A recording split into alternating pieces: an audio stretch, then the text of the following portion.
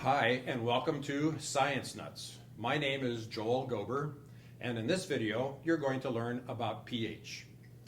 pH is an important parameter of water solutions.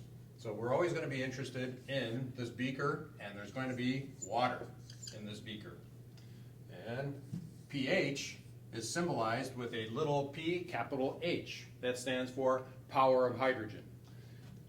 And if we have an acid like hydrochloric acid, it can dissociate into hydrogen ion, right, and a chloride anion. This is the chemical that we're interested in when we talk about pH. We want to be able to measure this in moles per liter. And moles per liter, the range of pH of the hydrogen ion concentration in water can range from 1 times 10 to the -1 all the way to 1 times 10 to the -14.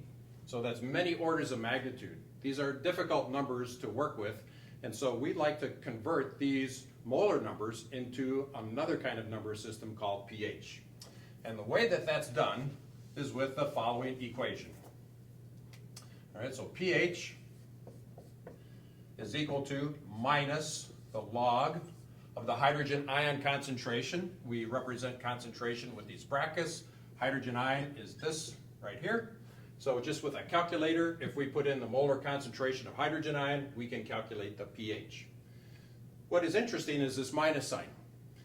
With the mathematical law of logarithms, if we write pH and get rid of the minus sign, we also get log of 1 over the hydrogen ion concentration. So this is pH. What's interesting about this relationship is what makes pH confusing sometimes. There's not a direct relationship between pH and hydrogen ion concentration. There's an inverse relationship. So as the hydrogen ion concentration increases, guess what happens to pH?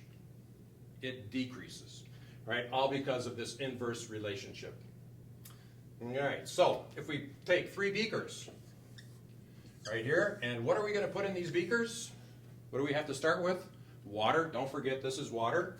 And we're going to put some hydrogen ions, right, and then some hydroxide anions right here, a lot of OHs.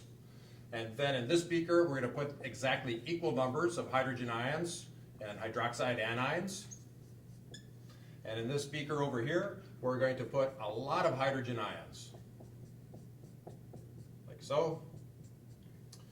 All right, and so what I want you to see here is which one of these beakers is more acidic.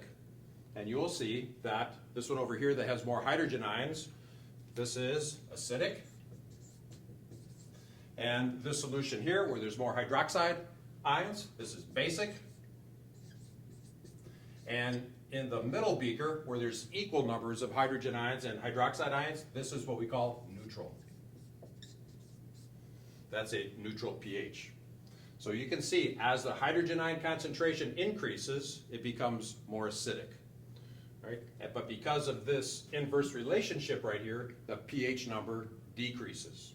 If we do a calculation, right, and just draw a number line like this, and this is going to be right smack in the middle, or neutrality. This is going to be a pH 7. This is going to be a pH of 14. This is going to be a pH of 1. And now what I want you to understand is what end of this line right here is more acidic, right? Which one does the hydrogen ion concentration increase? Because of this inverse relationship, it is this end over here. So this is acidic. This is basic. When the pH number increases, it becomes more basic. And right smack in the middle, where there's equal concentrations of hydrogen ion and hydroxide ions, this is what we call neutral.